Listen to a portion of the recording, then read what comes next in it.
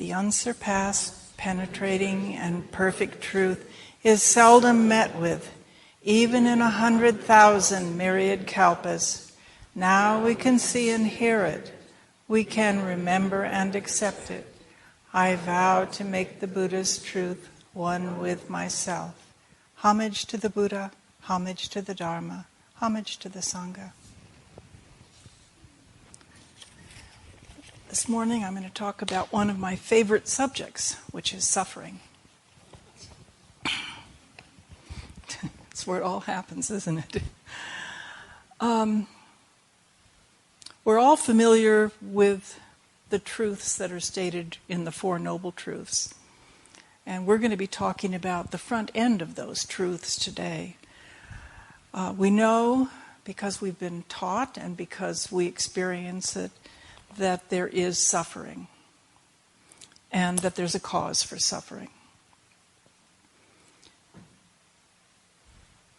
The easy way to just sort of boil it down is wanting something to be different than it is. Wanting something different, wanting something better, wanting someone else, wanting to be somewhere else, something else.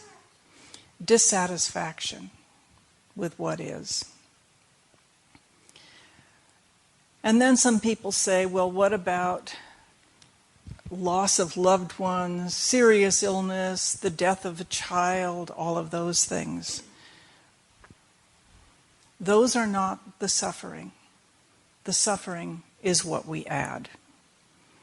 They're part of human existence. They're simply there. And as long as we're in the position of adding that little extra something, there's going to be suffering. And that's going to be the little place within the Four Noble Truths that I'd like to focus this morning. What happens? What is that little extra something that happens?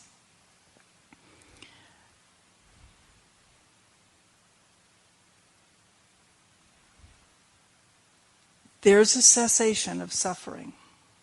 And not too long ago, maybe just a few weeks ago, I was reading a book. I don't remember what it was, but you know how someone can say something and it just sort of springs something loose in your mind? And I thought, oh my God, suffering is optional.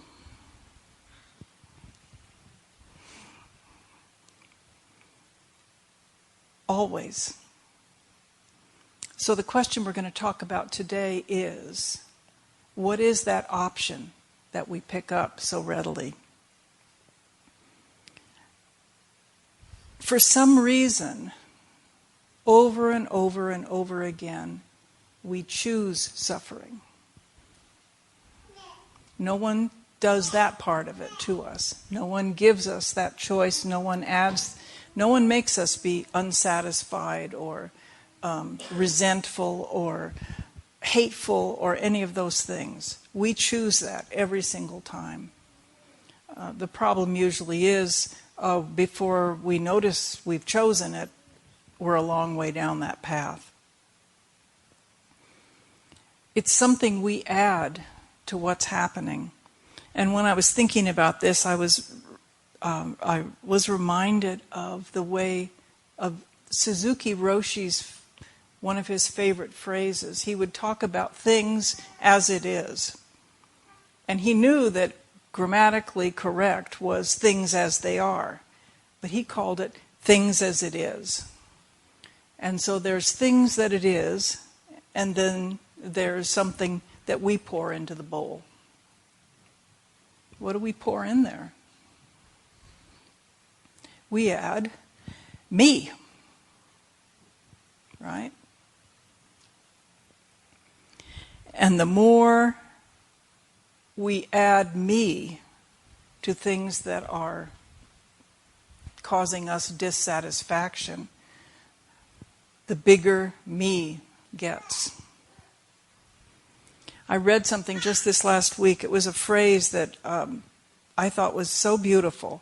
To have a mind that just meets each thing without deciding if it is worthy or not. Things as it is. Instead, we say, do I like it? Do I want it? Maybe it shouldn't be this way. It shouldn't happen to me. I was in the loft this morning and, reading over the invocation we just sang, and something grabbed me also. Did you notice these words? Life and death are simply places where the Buddha nature resides. When we bow to true conditions, nothing hinders, nothing hides. Seeing clearly ends our suffering. So perhaps the end of suffering lies right in the middle of the thing that we try to run away from. Just the process of letting it be what it is, maybe, is the key. We tend to put a value on things that we bump into, whether they're good. Are they good things? Are they bad things? Or am I just indifferent? And it's such a low level and so constant, we no longer even notice we do it. What happens, those of you who don't live here, visit here and you've been at meals, and what happens when the food appears? Your mind is going, where's the sugar? I like ketchup. And what that means is that we go through life meeting everything as an object as it relates to me. It isn't just as it is. We sort of almost glom it onto ourselves. The gravitational center of the universe for what is, yeah. So, as we go through here, I have a couple of exercises which you can try for yourself. Sometimes I've heard it described that being in the human body is being in a very, very sensitive condition. Things irritate us. We're very delicate, our minds and our bodies. And that irritation, quite often, is what gets us going down that path to choosing a little suffering to toss in. So here's what you can do. Tomorrow when you get up, try to notice every time your mind goes good, bad, no, yes. Try to notice it, because we're doing it all the time. And even the huge amounts of suffering that we may experience at times all start with that little thing. So it's just a matter of noticing what it is that kind of sets you down that path. I've told this story probably 1,000,000 times before, but I was out at the Hermitage one time, and it was lovely. It was nice weather. I was enjoying what I was cooking. Everything was perfect. And the phone rang and somebody from the Abbey called me. And in the course of the conversation, they mentioned that there was this opportunity which I was hoping I would be able to do, that someone else was being offered it. I was in a hell. I hung up the phone and I was in a hell realm. I'd been in heaven, Sound over the telephone was all it was. There wasn't even a person in front of me. And suddenly, I was just plunged into complete depression. But because I was all alone out there and there weren't a whole lot of distractions, I thought, my God, would you look at that? Would you look at that? So simple. A few words out of somebody else's mouth, and it's changed my whole day, and they aren't even there. So I remember that often, and I hope I don't tell this again 6 months from now.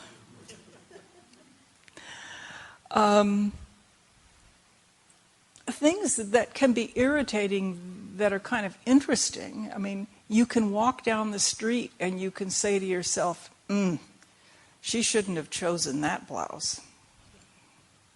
Or, my God, he's rude.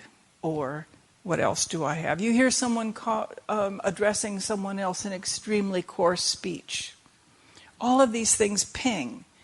And we're getting, right in those little things, we're getting kind of these little pricks that can start us down the path. I have a family member who carries on a loud conversation with many other people who are sharing the freeway with her. You know, and how calming is that? I hate smoke, don't you? You know, we have a lot of opportunities right now. Politics.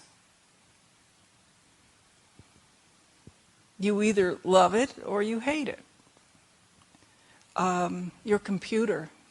All of these things, little things that happen to us all during the day that are just kind of lightly ruffling our edges.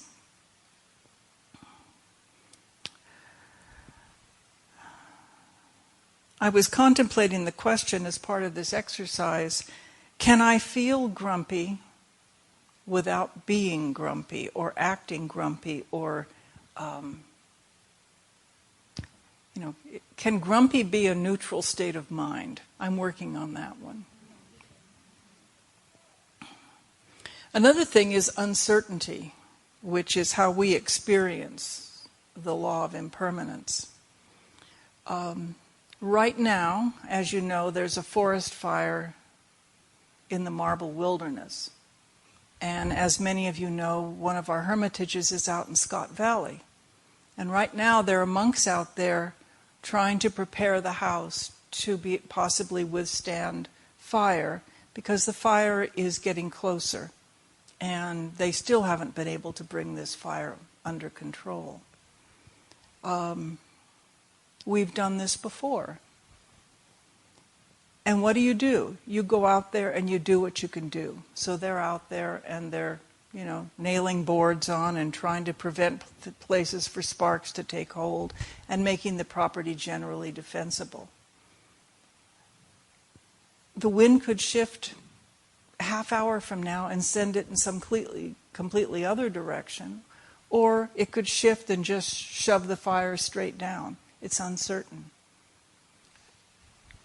It's always uncertain. It's just that not most of the things we encounter aren't quite as dramatic as that. Does that have to be suffering?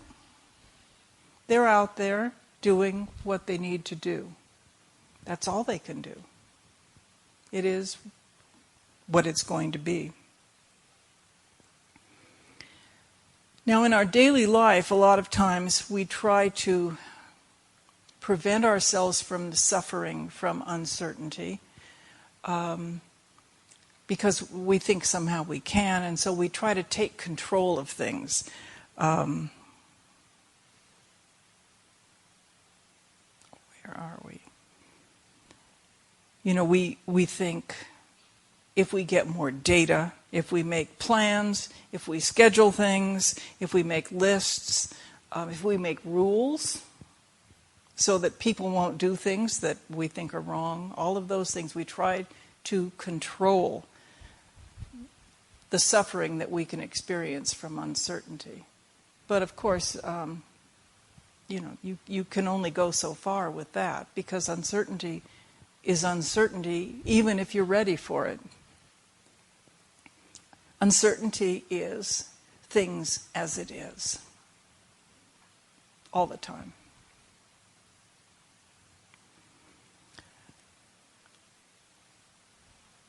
Anybody worry here? No worriers? This is a place that's just ripe with opportunities to suffer.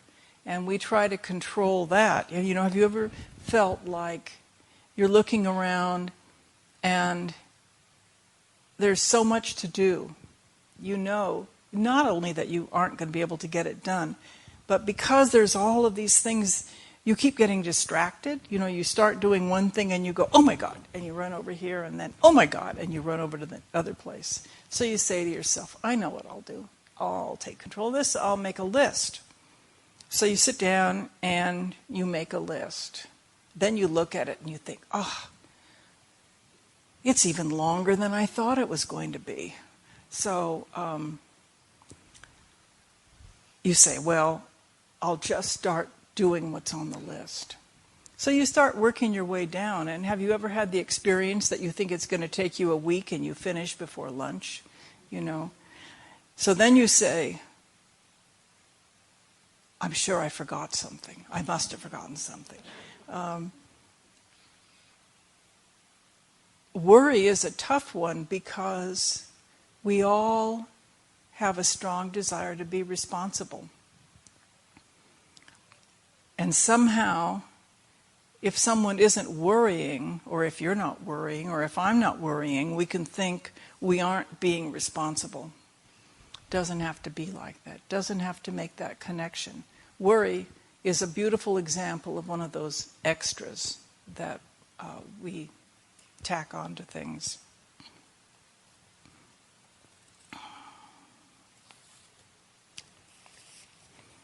So now let's talk about recreational suffering. It always happens to me. They're always doing it to me. Drama queen, soap opera. Recreational victim, habitual victim. And when I got to this part, I sort of cringed because I realized that when you choose this kind of suffering for yourself, what it really can do is try to hide something that you actually need to look at. And I cringed because almost since I got to the monastery almost 20 years ago, my teachers have been saying, you know, you complain. I said, no, I'm not complaining. I'm just sort of stating how things are. You're complaining. This is my master would say. He'd just turn to me and say, you're doing it again. You're doing it again. To this day, I still haven't got a handle on that, but I can't ever forget that that is my habitual, I don't know if you would include that in recreational suffering, but my way of dealing with things that are disturbing to me is to put it in that form. You know, it's sort of like when you say that famous phrase, you know. You hear someone say, you know that person? You know, she's such a lovely person. I really like her. But there it comes. Anybody do that? Yeah. I was reading yesterday, John Samato has a book that's called The Mind and the Way. It's one of my favorites, and I keep coming back to it. So because I was going to be talking about aspects of the Four Noble Truths, I thought I'd look in to see what he had to say.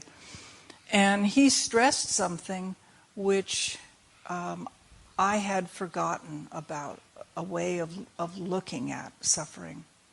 Like anything else, it arises, it abides, and it passes away. And so rather than having to deal with suffering while it's abiding, when you're really uncomfortable, start trying to train your mind to notice the arising. That's what I was talking about earlier, when you just get up in the morning and try to see if you can find the things that kind of ping you all during the day. I started making a list one day, and it was amazing how much you can do in just a few short hours. You know, I didn't write them down. I just went tick, you know, made a little tally.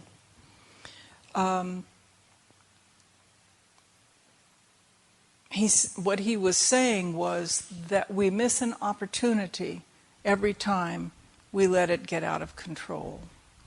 He put it as an opportunity. He wasn't saying suffering is optional, but he was certainly implying that that could be the case.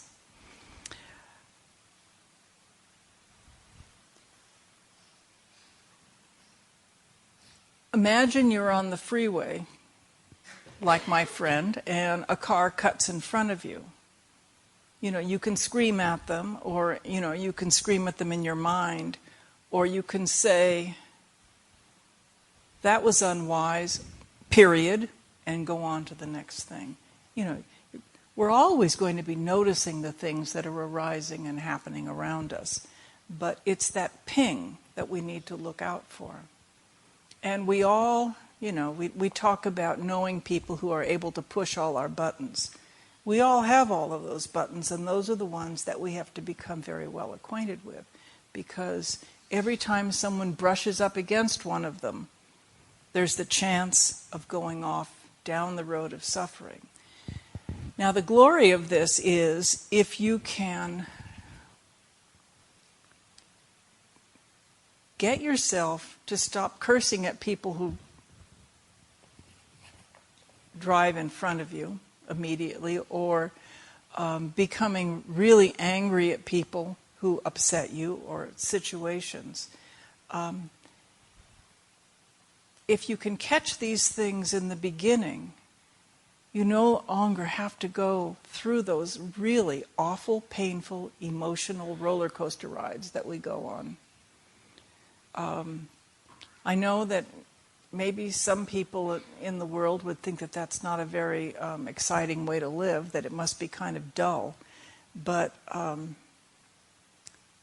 lack of suffering is certainly not and what you would call a dull place to live. It's a very rich and open place to live. You can be truly yourself and truly with everything around you. What it boils down to is just the thing we keep hearing over and over and over again. There's only one place to take refuge, and that's right here and right now. And now, I brought a story.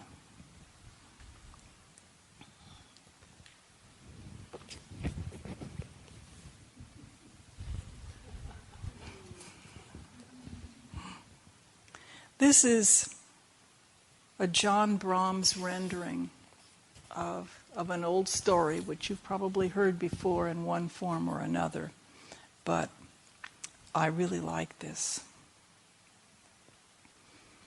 A good nun lived a very simple life, with few possessions and dwelling in a cave. Every morning she would take her alms bowl to the nearby village to collect just enough food for her one meal of the day. She had plenty of time to meditate, study, and teach what she knew to any of the local villagers.